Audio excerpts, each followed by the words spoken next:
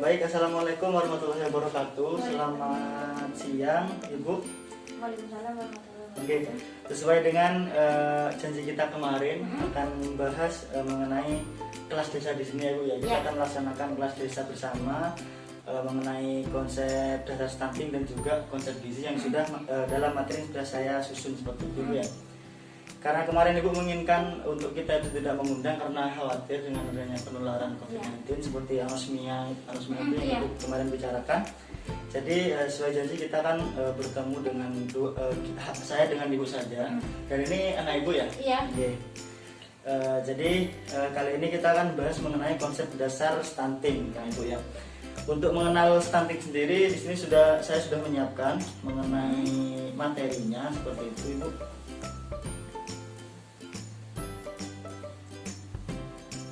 Di sini baik, untuk latar belakangnya sendiri ya Ibu ya, stunting adalah kondisi gagal tumbuh pada anak balita bayi di bawah 5 tahun yang diakibatkan oleh kekurangan gizi kronis dan juga mengalami gagal tumbuh atau terlalu pendek pada usianya. Jadi balita yang mengalami stunting itu dia itu tidak sama dengan balita lain dalam seusianya karena pertumbuhannya seperti pendek, lambat, kurus seperti itu ya Bu ya. Tapi ini dibedakan ya Bu antara marasmus dan kwashiorkor dengan stunting itu beda ya Bu. Kurang gizi dengan stunting itu beda sebenarnya. Karena untuk stunting sendiri karena bisa disebabkan juga selain gizi itu dengan infeksi kronis seperti itu Bu ya. Gitu.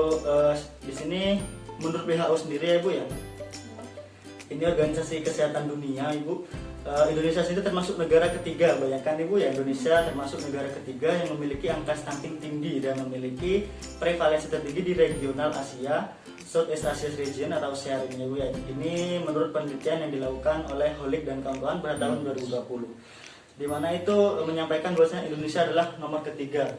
Berarti bisa dibayangkan bahwasanya stunting di Indonesia itu sangat tinggi sebenarnya Ibu dibandingkan dengan negara sebelah Malaysia dan apalagi negara-negara lain itu Indonesia itu nomor 3 bayangkan, dari banyak negara Indonesia termasuk nomor 3.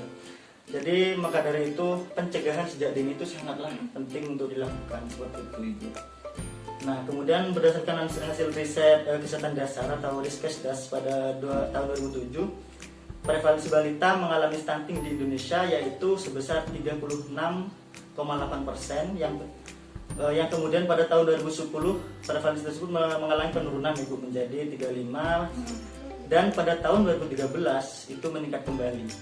Jadi bisa dikatakan bahwasanya pertambahan era modern bukan berarti kita memang bisa menangani stunting dengan optimal seperti itu. Jadi stunting itu sendiri bisa diselesaikan apabila antara masyarakat, pihak kesehatan dan juga dari pemerintah sendiri itu bekerja sama dengan baik dalam hal melakukan pencegahan stunting sejak dini, seperti halnya diadakannya beberapa kelas-kelas desa seperti ini dan juga disebarkannya poster-poster mengenai stunting, bahayanya dan juga pencegahannya itu.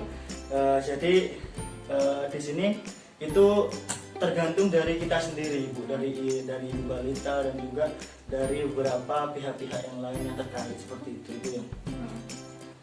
Nah untuk definisinya sendiri atau pengertian dari stunting itu sendiri ya Ibu ya, stunting adalah kondisi gagal tumbuh tadi balita pendek pada balita itu yang diakibatkan oleh kekurangan gizi kronis sehingga anak mengalami gagal tumbuh terlalu pendek atau tidak sama dengan anak balita seusianya seperti itu Ibu.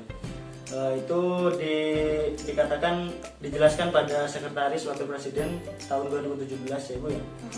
Kemudian stunting dapat dikatakan sebagai kondisi di mana balita itu mengalami kegagalan dalam pertumbuhan baik fisik maupun psikis, di mana hal tersebut dapat dipengaruhi oleh banyak faktor seperti gizi, ekonomi, sosial budaya, kondisi lingkungan dan lain sebagainya. Nah di sini kenapa ada sosial budaya itu juga mempengaruhi, karena yang saya tahu itu banyak budaya-budaya Indonesia bahwasanya saat hamil dilarang makan ini, dilarang makan ikan, dilarang makan. Nah, itu kan termasuk sosial budaya yang salah sebenarnya Bu. Padahal pada saat hamil itu gizi harus dicukupi pada ibu balita seperti itu Ibu ya. Terutama 3 gizi pokok Ibu yang harus dipenuhi, yaitu karbohidrat, protein dan lemak. Itu sangatlah penting dalam proses metabolisme tubuh seperti itu. Nah kemudian ini ada juga kondisi lingkungan. Nah kondisi lingkungan ini mengenai sanitasi, penyediaan air bersih ibu. Karena yang saya tahu itu di Indonesia itu masih banyak, apalagi tentang perkotaan ya bu ya. Karena sudah tahu sendiri kalau di perkotaan airnya itu sangatlah kotor seperti itu ibu. Tapi malah yang saya kaget itu malah yang di pedalaman sendiri, apa di daerah sini juga itu yang saya lihat airnya itu masih sangat bersih. Jadi banyak orang yang mengambil air dari sumur bor apa. Jadi itu tidak mengkhawatirkan dekat gunung. Jadi itu sangatlah beda dari pandangan saya sebelumnya, bahwasanya malah di pedalaman itu malah kita seperti kekurangan air, padahal enggak, itu sebaliknya ibu. Kemudian kalau dari faktor ekonomi, banyak juga ekonomi sosial budaya itu ya. Itu kan banyak juga masyarakat yang kurang mampu mengenai pemenuhan gizi pada dirinya sendiri, pada ibu hamilnya, pada balitanya, sehingga itu juga dapat memicu adanya terjadinya stunting. Maka dari itu kalau memang dari segi ekonomi, maka peran yang dibutuhkan yaitu adalah diri kita sendiri terutama, dan juga bantuan dari pemerintah dan juga pihak kesehatan yang ada di tempat tersebut. Seperti itu biasanya bidan desa, penyediaan MPASI dari bidan desa dan juga kader-kader dalam menyampaikan MPASI tersebut, sehingga itu akan sedikit terbantu mengenai pemenuhan gizi ibu ya. Nah kemudian sesuai dengan yang dijelaskan oleh Kementerian Kesehatan Republik Indonesia itu bahwasanya stunting merupakan suatu kondisi di mana balita memiliki nilai Z-score, itu adalah standar deviasi dari WHO ibu ya. Itu biasanya kurang dari min 3 ibu. Jadi kalau bayi itu sudah dilakukan pengukuran dan hasilnya itu kurang dari min 3 dari Z-score dari WHO itu, maka itu dapat dikatakan stunting itu sendiri. Tapi di sini kan juga dipertimbangkan mengenai genetik juga, kan banyak juga orang tua dari balita itu ada yang gennya pendek seperti itu ibu. Tidak semuanya ibu dari balita itu tinggi. Itu mengenai gen itu juga dipertimbangkan juga ya ibu. Nah terus etiologi atau penyebab. Nah ini penyebabnya ibu. Yang pertama yaitu adalah faktor rumah tangga. Ini penyebabnya adalah menurut WHO sendiri ya ibu ya. Faktor rumah tangga dan keluarga, terutama dari faktor ibu, faktor lingkungan rumah seperti itu. Ibu yang kurang gizi pada masa hamil itu biasanya ibu pemenuhan gizinya itu harus lengkap seperti itu. Nah kemudian lingkungan rumah seperti yang tadi, penyediaan air bersih dan sanitasi lingkungannya seperti itu. Kemudian yang kedua itu adalah saat menyusui, praktik pemberian ASI yang tidak memadai. Seperti halnya kan banyak ada juga beberapa orang itu yang dari lahir anaknya tidak diberikan ASI. Nah itu ada juga. Nah, padahal ASI itu sendiri sangatlah penting dalam usia 2 tahun. 2 tahun itu sangatlah penting itu ya. Kemudian adalah makanan pendamping yang tidak memadai. Karena kalau dari makanan pendamping ini banyak juga ibu-ibu balita itu tidak tahu, apalagi yang tidak masak tapi tidak bisa masak terutama itu ya, itu tidak tahu mengenai gizi apa yang akan diberikan kepada balitanya, sehingga itu dapat menjadi salah satu penyebab ataupun penyebab terutama dari segi gizinya ibu. Itu adalah salah satu penyebabnya terjadinya stunting, micu stunting seperti itu ibu. Nah kemudian yang saya katakan tadi dari infeksi klinis dan subklinis seperti itu. Seperti yang infeksi dapat dari saat setelah dirawat di rumah sakit, beliau tertular balitanya seperti itu ibu. Apalagi yang sudah ditularkan dari sejak dini seperti itu adalah infeksi-infeksi seperti itu. Sebetulnya diare dan yang lainnya seperti itu. Itu adalah infeksi-infeksi yang dapat memicu penurunan berat badan ataupun buruknya kondisi tubuh seperti itu, seperti itu. Nah kemudian ini adalah ciri-ciri anak yang menderita stunting. Nah ini ada ciri-cirinya juga ibu. Yang pertama adalah mudah terserang penyakit. Nah ini dikarenakan vitamin dalam tubuhnya, sistem imun dalam tubuh itu dapat dibangun dengan baik apabila gizinya itu sangat baik dalam tubuhnya, asupan gizinya sangat baik, maka itu dapat membangun imun tubuh. Tapi kalau balita itu memiliki asupan gizinya kurang baik, tidak optimal, maka dapat disimpulkan bahwasanya dia itu beresiko sistem imunnya itu menurun, jadi mudah terserang penyakit seperti itu. Kemudian tanda pubertas terlambat. Nah ini ditandai apabila sudah dewasa ibu ya, kan kalau pada cewek itu biasanya ditandai dengan menstruasi, kalau laki-laki itu dengan mimpi basah. Nah itu kalau sudah pubertas, kalau memang anak mengalami stunting sejak dini itu bisa mengalami keterlambatan pada masa itu ibu. Kemudian penurunan kapasitas belajar, penurunan performa saat sekolah. Nah, anak stunting itu sendiri selain dia juga gagal tumbuh dalam hal fisiknya, dia dalam hal otaknya juga pemikirannya itu juga mengalami kemunduran, walaupun tidak sesama dengan balita yang tidak mengalami stunting. Itu jadi sudah berpengaruh pada saat mereka itu sekolah. Sebenarnya dia tuh dapat dikatakan kalau anak sekarang zaman sekarang tuh mengatakan lola, pemikirannya lola. Nah, itu diakibatkan oleh stunting itu sendiri. Kemudian pertumbuhan melambat, biasa tadi yang sudah saya katakan balita pendek seperti itu. Kemudian pertumbuhan gigi melambat. Nah, pada balita stunting biasanya pertumbuhan giginya itu lebih lambat dari balita yang tidak mengalami stunting, karena itu juga kan gigi itu tergantung pada tingkat kalsium tubuh ya. Kalau kalsium tubuh, asupan kalsium tubuh itu baik, biasanya gigi itu cepat tumbuh seperti itu. Tapi kalau memang asupan gizi mengenai kalsium itu rendah seperti itu, jadi nanti itu bisa memicu terjadinya kemunduran pada pertumbuhan gigi seperti itu. Kemudian yang terakhir adalah wajah tampak lebih muda dari usianya. Nah, ini yang sering dikatakan dengan baby face atau ini awet muda ini gitu. Tapi tidak tahu apakah dulunya balita itu mengalami stunting atau tidak. Kalau mengalami stunting itu bukan hal yang baik sebenarnya, itu malah hal yang buruk gitu ya. Nah, ini kemudian dampak akibat stunting sendiri. Nah, menurut WHO ataupun Organisasi Kesehatan Dunia, dampak stunting yang dapat dibagi menjadi dua, yaitu dampak jangka pendek dan juga dampak jangka panjang ya Bu ya. Untuk dampak jangka pendeknya itu adalah persentase terjadinya kesakitan atau kematian itu lebih tinggi. Itu jangka pendeknya Ibu ya. Kemudian terjadi ketidakoptimalan pada perkembangan kognitif, motorik dan juga verbalnya. Kemudian adanya peningkatan biaya kesehatan yang diakibatkan karena adanya dari penyerangan penyakit seperti terserang penyakit seperti itu kan juga dapat meningkatkan pembiayaan di keluarganya seperti itu ya. Nah, kemudian untuk jangka panjangnya Ibu ya, ini adalah postur tubuh tidak optimal sebenarnya karena tadi adalah balita pendek, kerdil, lebih pendek dari non stunting pada umumnya. Kemudian resiko terjadinya obesitas ataupun balita gemuk itu lebih tinggi ya Bu ya. Kemudian adanya penurunan kesehatan reproduksi. Kemudian yang selanjutnya menurunnya kapasitas belajar sehingga kurang optimal. Kemudian yang terakhir yaitu adalah produktivitas dan kapasitas kerja menurun. Nah, di mana balita stunting ini efeknya itu tidak hanya saat dia balita, tapi saat dia remaja, dewasa itu efeknya masih ada Ibu. Itu mengalami keterlambatan pemikiran ataupun hal-hal yang dapat merugikan dirinya sendiri saat dia sudah di masa remaja ataupun dewasa seperti itu. Nah, ini ada pencegahannya Bu ya. Pencegahan stunting sendiri berdasarkan penelitian yang sudah dilakukan itu menjelaskan bahwasanya stunting dapat dicegah dengan melakukan pendekatan gizi maupun non gizi seperti perbaikan gizi dan kesehatan pada remaja, calon pengantin, ibu hamil dan juga ibu nifas, dan termasuk anak balita sendiri yang prasekolah. Itu adalah pendekatan melalui gizi dan gizinya. Apabila melalui gizinya itu saat ibu itu melakukan saat masa hamil, yang pertama adalah asupan gizinya harus cukup seperti itu Ibu ya, baik karbohidrat, protein, lemak dan vitaminnya dan juga mineralnya itu harus lengkap Ibu agar supaya janin yang dikandungnya itu dapat tumbuh dengan baik seperti itu Ibu ya.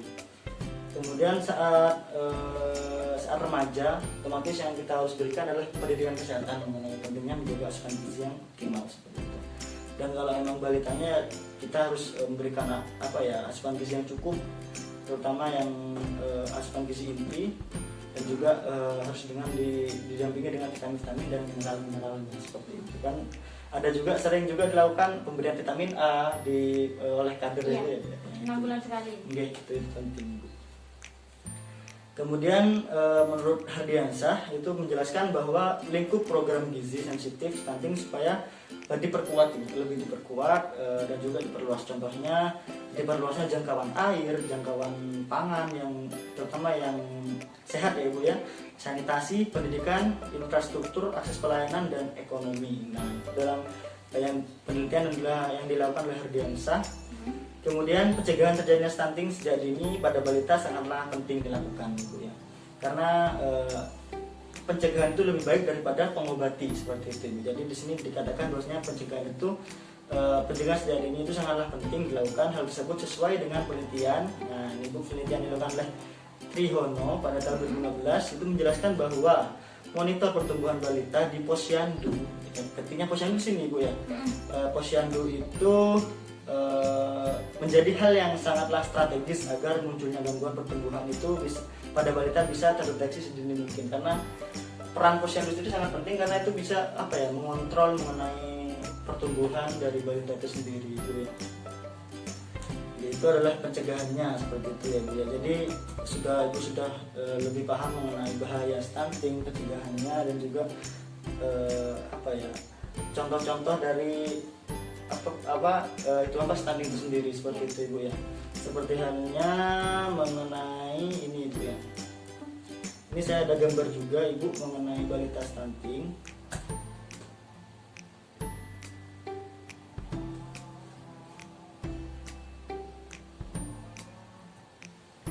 Sesuai dengan ciri-cirinya ibu ya. Nah ini balitanya tidak sama dengan balita seusia yang tidak mengalami stunting atau stuntingnya seperti itu. Dia tuh lebih pendek dan juga badannya lebih kecil ibu ya. Sudah bisa dilihat seperti itu. Jadi ciri-cirinya itu sangatlah mudah dilihat seperti itu apabila kita itu, apalagi kan ibu sebagai kader juga setiap 1 bulan sekali ya ibu yang mengontrol balita. Jadi di sini yang berperan penting itu adalah antara ibu dari si balita dan juga ibu-ibu kader seperti halnya Ibu Hidayatul Aulia ini. Itu bisa melakukan pengontrolan secara rutin kepada balita, sehingga apabila ciri-cirinya itu muncul saat dilakukan pemeriksaan itu bisa dilakukan pencegahan secara dini sejak dini seperti itu. Mungkin ada yang ditanyakan ibu mengenai konsep stunting. Kalau memang tidak ada, langsung kita ke konsep gizinya saja ibu ya. Tidak ada yang ditanyakan ibu? Tidak ada ibu ya. Kita langsung menuju ke konsep gizi. Konsep gizinya itu ini ibu ya.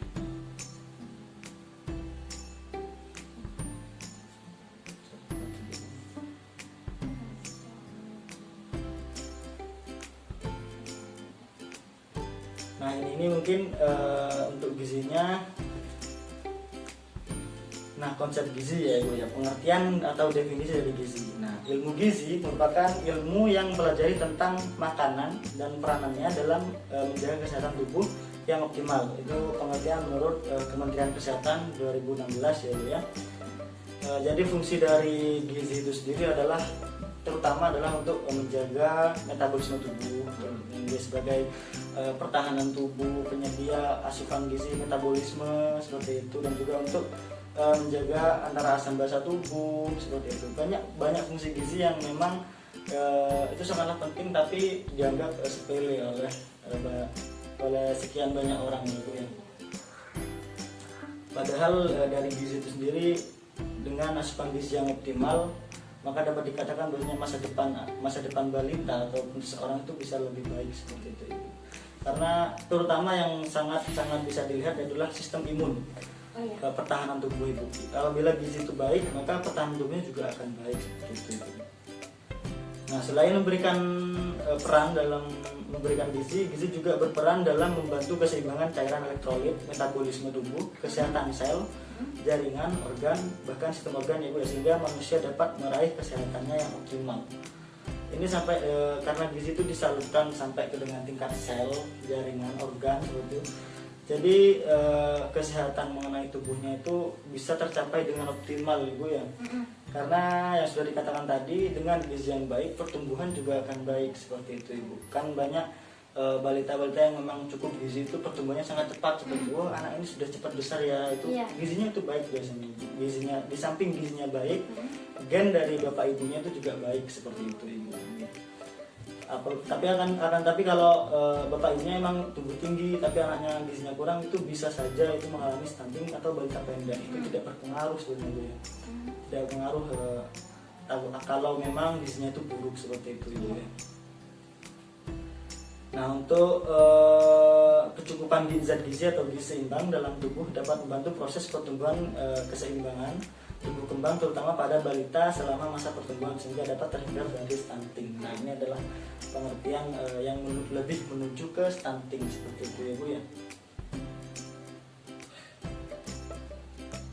baik, kemudian untuk fungsi zat gizi dalam tubuh ibu ya, ini adalah ada beberapa zat gizi seperti hanya karbohidrat, lemak, protein, vitamin, dan mineral. Nah, untuk fungsi-fungsinya ibu, untuk karbohidrat sendiri pastinya tentunya ibu sudah tahu ya, kalau karbohidrat itu adalah sebagai sumber energi tubuh.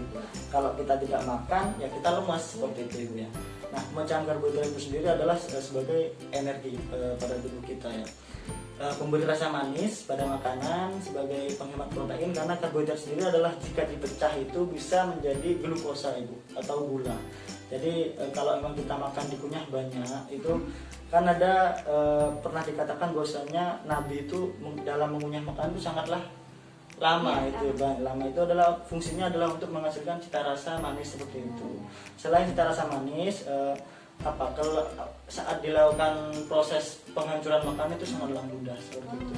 Perbedaannya adalah ketika makan makanan kasar dan makan makanan halus itu lebih cepat makan halus dalam penyerapannya. Jadi seperti itu. Jadi kinerja lambung itu lebih ringan seperti itu ibu ya. Kemudian sebagai penghemat protein, sebagai pengatur metabolisme lemak, dan juga sebagai membantu pengeluaran feses seperti itu. Untuk lemak sendiri fungsinya adalah sebagai bahan bakar, penghasil kalori 2 kali lebih besar dari karbohidrat dan protein, memberdayakan vitamin, mempermudah penyerapan vitamin A, D, E, K, dan juga masuk dalam asam lemak esensial. Kemudian lapisan bantalan manusia, Bu bisa lihat di sini adalah saat orang itu atau balita memiliki tubuh yang lebih besar, lebih gemuk lah. Nah, itu bantalan lemaknya itu lebih banyak daripada yang kurus seperti itu. Jadi itu bisa sebagai apa ya, pelindung dari organ-organ di dalamnya seperti itu ibu. Kemudian untuk fungsi dari protein itu sendiri adalah terutama membentuk enzim. Banyak enzim-enzim makanan dalam tubuh sebenarnya enzim renin dan yang lainnya itu pembuat pembuatannya itu adalah bahan utamanya adalah protein ibu. Jadi penting sekali konsumsi protein ini ibu untuk menjaga keseimbangan metabolisme seperti itu. Kemudian untuk vitamin adalah yang terutama adalah untuk mencegah penyakit kronik, karena vitamin itu sendiri dapat membangun sistem imun tubuh lebih baik seperti itu ibu. Nah, kemudian memelihara nafsu makan, vitamin A contohnya. Kemudian meningkatkan sistem imun yang sudah saya katakan. Nah, kemudian untuk fungsi dari mineral itu adalah membantu pembentukan dan pemeliharaan gigi, tulang. Nah, tadi yang sudah saya katakan kalsium, peran kalsium itu sangat penting ibu ya. Kemudian menjaga fungsi saraf, produksi normal, dan menjadi komponen utama bentuk jaringan dan lain-lain. Nah, untuk faktor pemicu permasalahan gizi itu ada kurangnya penyediaan makanan, itu adalah faktor primernya ya ibu ya. Kemudian kurang bagian distribusi pangan. Untuk yang ketiga adalah kemiskinan ekonomi. Kemudian yang keempat adalah ketidaktahuan mengenai apa itu gizi, apa itu pentingnya gizi, itu juga menjadi faktor primer terutama ya bu ya. Kemudian kebiasaan makan yang salah seperti itu, makan junk food, dan masih balita sudah dikasihkan mie ataupun yang lain-lain, makanan yang cepat saji seperti itu ya. Kemudian untuk faktor sekundernya, faktor sekunder itu ada aspek anatomis, anatomi tubuh. Anatomi adalah faktor tubuh ya bu ya, aspek dalam tubuh kita. Kemudian untuk aspek absorpsi adalah penyerapan kita, seperti lambung, usus itu ada masalah seperti itu bu ya. Kemudian aspek metabolisme dan vitalitas, aspek ekskresi itu biasanya pengeluaran lebih banyak daripada pemasukan yang dilakukan. Sebenarnya makannya sedikit tapi saat feses dia itu banyak, saat BAK dia itu banyak, itu juga mempengaruhi ekskresi, penyerapannya itu tidak optimal. Kemudian aspek obat-obatan, nah penggunaan obat-obatan seperti ini pada balita kan banyak obat balita itu kalau lambangnya itu keras itu memang tidak dianjurkan untuk balita. Tapi dalam beberapa pengobatan penyakit tertentu memang digunakan. Tapi lebih baik menggunakan obat-obatan yang tidak berlebihan keras seperti itu untuk balita, karena itu dapat memicu beberapa permasalahan gizi. Ada interaksi dengan gizi tubuh ini. Nah, kemudian efek dan dampak kurang gizi ini bu ya. Nah, menurut Kementerian Kesehatan Republik Indonesia menjelaskan bahwa dampak kurang gizi dalam tubuh dapat menyebabkan beberapa permasalahan, antara lain yang pertama tidak tersedianya sumber energi untuk produksi tenaga. Kemudian yang kedua, terganggunya atau terhambatnya pertumbuhan, terutama pada balita remaja dan saat masa dewasa ya, saat masa pertumbuhannya itu dapat terjadi gangguan atau pertumbuhannya tidak optimal seperti itu. Nah untuk yang ketiga adalah menurunnya sistem imun. Di sini diakibatkan karena tadi kurang gizi terutama vitamin ya ibu ya. Nah kemudian terganggunya struktur dan fungsi otak, dan yang terakhir adalah berdasarkan penelitian kekurangan energi kronis ataupun KIK itu dapat menimbulkan perubahan perilaku pada sosialnya. Sebenarnya mereka balita itu tidak mengalami tidak pede dalam tampil di masyarakat karena tubuhnya kurus, ibu ya, pemikirannya lambat, itu dapat memicu bahwa balita itu tidak pede saat berada di lingkungan sosial masyarakat. Nah, jadi selain dampaknya pada fisik, psikis juga terganggu ya ibu ya.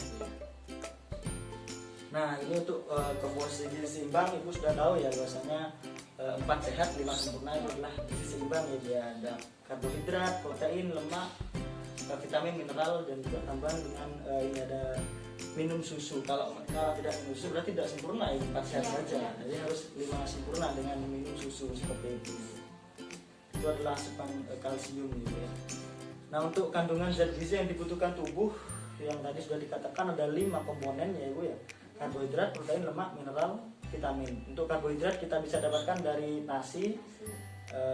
Ini ada gandum, tepung-tepungan, itu adalah karbohidrat. Nah, untuk lemaknya sendiri kita bisa dapat dari ikan laut seperti itu ibu ya, alpukat, kacang-kacangan. Kemudian kalau dari segi vitamin, terutama adalah buah-buahan ya ibu ya, itu adalah sumber vitamin yang paling tinggi.